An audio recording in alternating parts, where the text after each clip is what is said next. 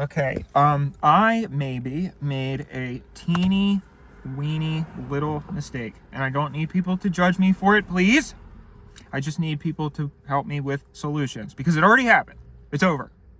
Well, it's in the progress of being over and going on at the same time. Sorry, I'm very frazzled right now. I panicked, and I went out here.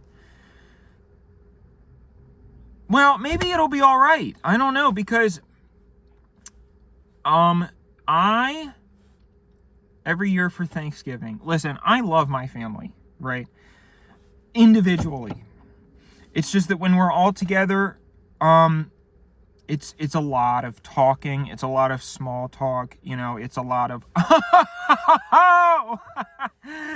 that sort of thing. And that gets very, very, very exhausting for somebody like me who is introverted, probably autistic, and has all sorts of other issues. And the only reason that I have to go to this every year is because I need my family to pay for medical things that I need. I hate to admit this, but I'm sort of, my family is wealthy. And so they pay for a lot of my lifestyle, and so I have to, it almost makes it extra difficult for me, because then I have to go and pretend like I am really happy, like I love everyone, so that I can stay on the payroll, so to speak, if that makes sense. But every year at Thanksgiving and Christmas, it just gets to a point where I get so exhausted by the constant socialization. It's like if you think about it, like people have a social battery, right? Introverts, I'm introverted and probably autistic. So I have a battery inside me that depletes. It takes energy to socialize, and it takes energy to speak with people, which a lot of people who are extroverted or maybe naturally gifted with social things don't understand. But because I have to put so much effort into it, and because it's such an emotional ordeal for me, it is work and it is emotional labor. And so I don't have an infinite reserve of my emotional reservoir. So about an hour in every time, I just completely shut down, and then everybody starts to think that I'm just a big grump and that I hate everybody, and they're all like, oh, someone's cranky, you want to go back to your room and make your little videos. And then it makes it even doubly hard, because then I have to work twice as hard to, even though my battery is depleted, try to prove to everybody that I am happy and fun family. Yeah. So all I wanted was for everybody, not that it was that I wanted people to get it.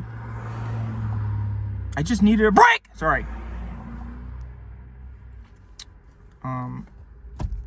Now, I have had videos in the past when I have been in similar situations sort of get flagged or taken down or what have you for being a little too specific. So forgive me. I'm going to try to be very vague here so that I don't run into any issues. But every year I make my specialty broccoli Cheez-It casserole, which is delicious, and it's a family recipe that has been sort of passed down, over time, and I'm the one who inherited it because I'm the one who can make it the best, and it's very, very good. I don't want to spoil what the secret recipe is, of course, but basically it's, cream of mushroom soup, broccoli, and you have to get the small florets, the broccoli florets, and what you do is you put them in. You cook the broccoli florets, which are frozen in the bag, but you slightly undercook them so that they're still a little teeny bit frozen. Then you put the still tiny little freezing broccoli florets into the casserole, put the casserole in the oven, and then the baking of the casserole cooks the broccoli florets perfectly. Because if you cook the broccoli according to the instructions on the freeze package, then you're gonna end up overcooking the broccoli, and it's just gonna be mush. Broccoli cheddar soup. Well, I guess that's actually a thing, but for this dish, it's not ideal. And so did I already say it's cream of mushroom soup, broccoli florets, slightly undercooked. Cheese, a whole helping of cheese, big old cheese. And that's but what everybody's always asking me, what's your secret? My secret is quality ingredients. So with the cheese, it's the same ingredients, but I go to the nice store and I get nice cheese that is in a block. And I grate the cheese as soon as it goes into the casserole. So it's freshly grated cheese, which makes such a huge difference. The fact I buy it locally, and the cows are happy when they are alive, which helps their stuff taste better, and it's just overall that gives you the edge, and so I use a nice sharp cheddar. I like sharp cheddar. Fresh grated cheese in the casserole, and then Cheez-Its. Now here's the fun part. You take I like to get the big Cheez-Its, the oversized, because they make them now big Cheez-Its, So I like to get the big Cheez-Its, put those in a bag, a Ziploc bag. Put that Ziploc bag in another Ziploc bag, right? 2 layers. And then bang. I bang it with my fist over and over and over and over again. And over again. Until all the Cheez-Its are at a medium grind. Now, I'll tell you something else. Hitting it with your own fist makes a big difference the way that I do it. Because if you sort of try to crumple them up or something, you want the Cheez-Its on top. You don't want them to be a fine powder. You don't want them to be chunks. You want them to be flaky. And it's sort of, you want them to be halfway between powdery and normal Cheez-Its, basically. So by hitting them with your fist, sort of the organic nature of the fist hitting creates the perfect texture that then, when they go in the oven and they're toasted a little bit, when the eater puts it in his or her or their mouth, it just flakes apart like perfect,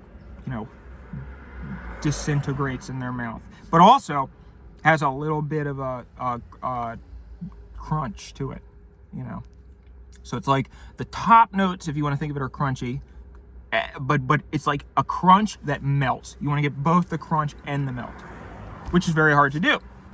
And that's why every time any other member of the family has tried to make it, they don't make it right at all.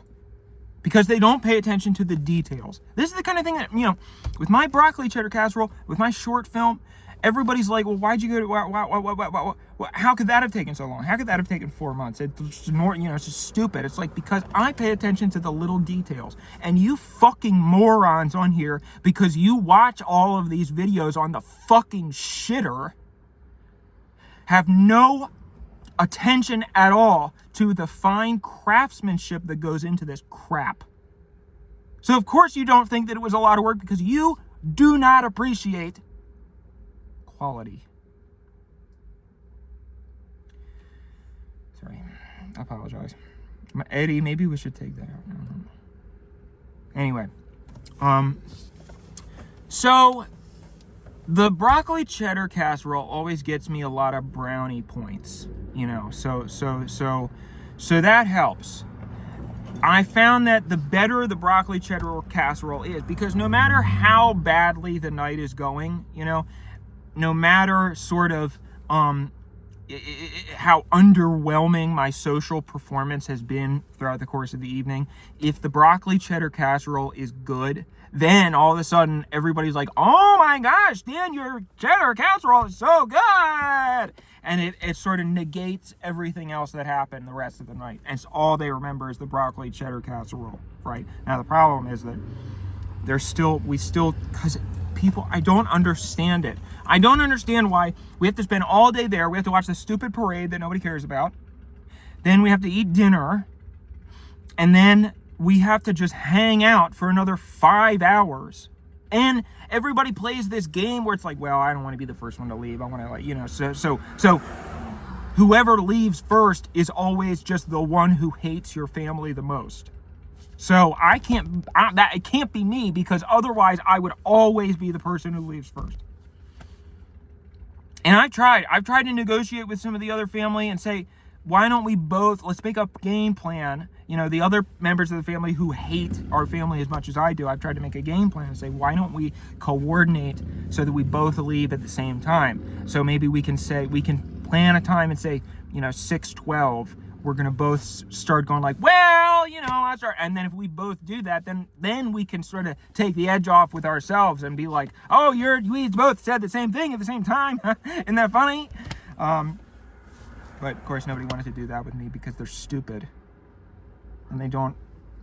Okay, anyway. All that I wanted to do. Because I don't want to be mean. That's the other thing. You know, believe it or not, I am actually a nice guy. I heighten certain elements of my personality for YouTube, but I'm a very nice person. You know, and so I like to make people happy. And so I just wanted everybody. I'll be honest. If we ended Thanksgiving in an hour and a half, our family would like each other 20 times more. You know, there's an old saying in filmmaking, because I'm a filmmaker. Get in late, get out early. Right? So you don't want to, if you start a scene before the exciting part happens, then you're going to be like, who gives a shit? And if you keep going and extend your welcome, you know, past the point where it's necessary, which I know is probably very ironic considering my videos that are an hour long about a subject that nobody could possibly fathom how long a person could talk that long about something. But I'm talking about filmmaking. I'm not talking about content slop, right? Then if you cut it so that you are efficient and you are only there for the amount of time that it is crucially necessary to be there, you know, get in late, get out early. Then, yes, you might say, oh, I never get to spend any time with you guys. I miss you guys so much. But you remember the quality of time more fondly if it was a short amount of it than you do for a very, very long time. So I was trying to think, if only there was some way to sort of cast a magic spell on my entire family that would make them, you know, sort of, you know, lose energy, right? If only there were some way that I could somehow sort of get everybody on the same page as me, right? If only there was some way that I could sort of control reality so that when I got tired, everybody else got tired. Because I always get tired. As soon as I eat, then it's over for me. Because eating and digesting takes a lot of effort on your body's part. So I was thinking about this, and again,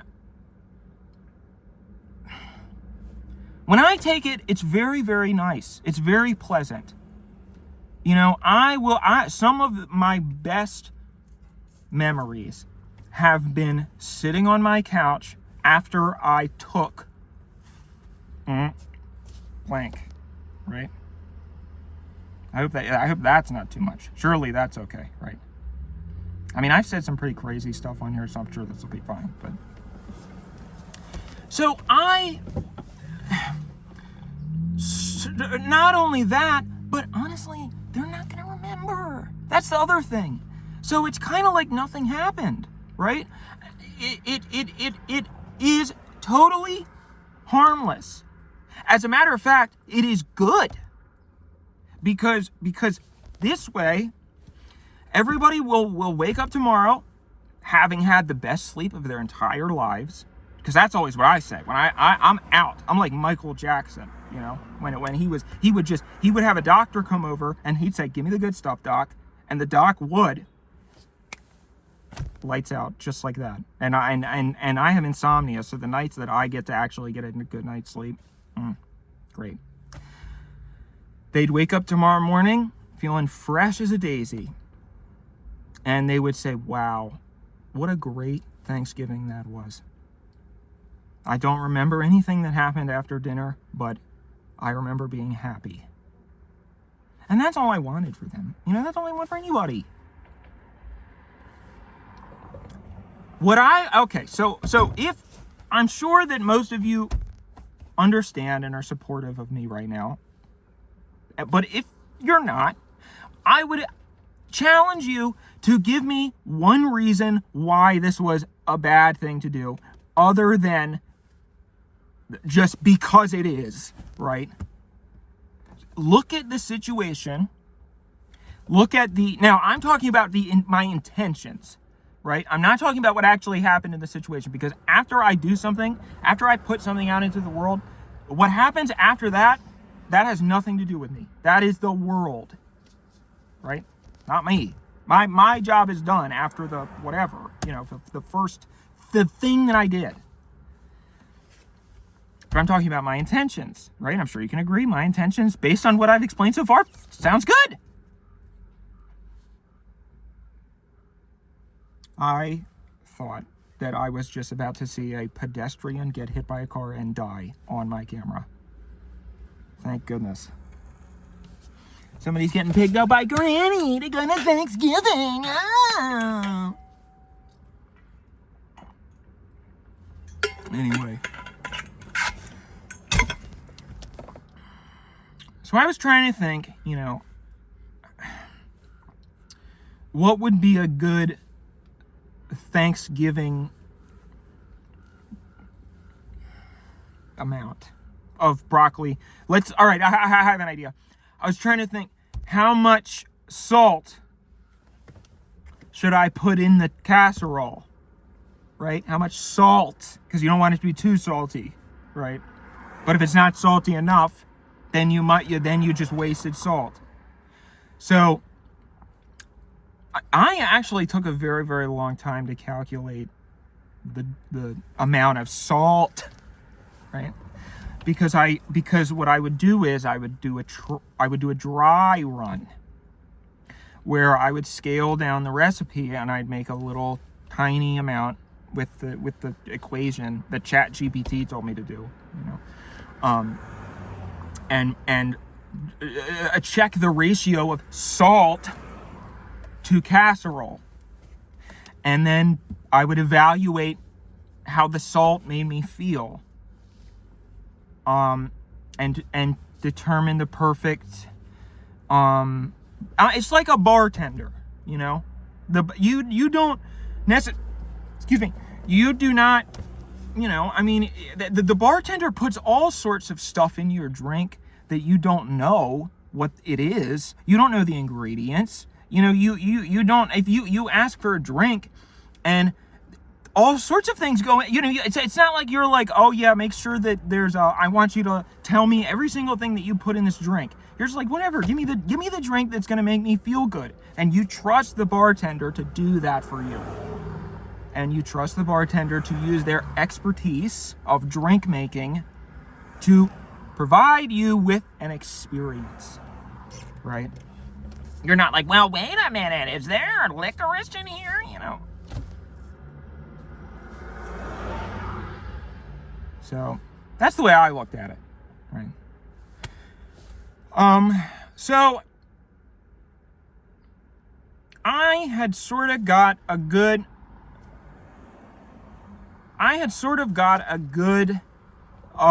amount of salt, and I was very happy with the preparation of the dish. And it's funny, isn't it, how people just trust you. I always think that that's so interesting, especially when it comes to food. Like if you go to a party with strangers, or you go somewhere where it's like, you have no idea what that person put in that food.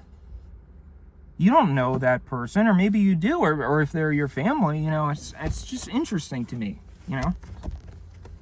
Nobody ever thinks you're gonna do anything.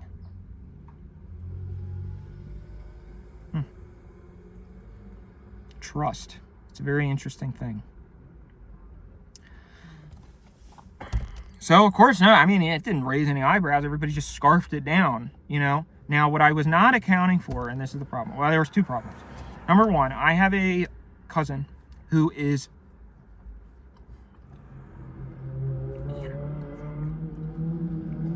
and she's had some problems. I know this is tricky territory.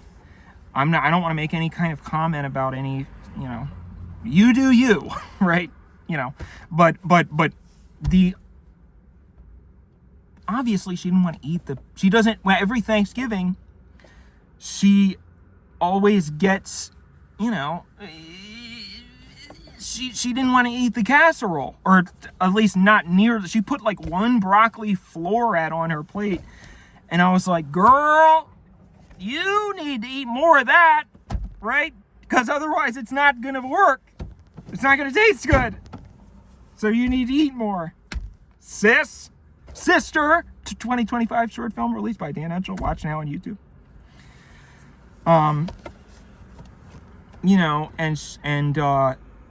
She was sort of like, well, I have another Thanksgiving after this, and I don't want to fill up, and blah blah blah. And I was like, okay, yeah, I wasn't born yesterday, so I leaned in real close and I said, listen,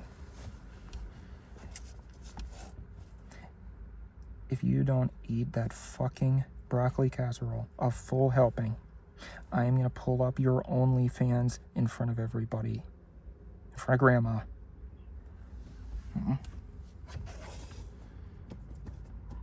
And that's what the great thing about that is that, nobody's gonna believe her if she says anything, right? So, because that's such a ridiculous thing to say. That's what I found also, is that if you act like a nice person in life, and then you do something that's outrageous or strange or bad, people are going to be like, no way, he's a nice guy, right? It's kind of like a superpower, honestly. So she put another broccoli floret, and I said, I took the spoon, plop, a normal amount. And I said, also, you can put the turkey back, you can put everything back. I just need you to eat this amount of casserole. Okay? Because it would mean a lot to me. I worked really hard on this casserole. Now, I don't know what she must have done. She's a slippery one, right? And I thought whatever she did, she must have scooped it real quick into the ficus in the corner of the room or something. Maybe she fed it to the oh my god, she fed it to the dog. Oh no.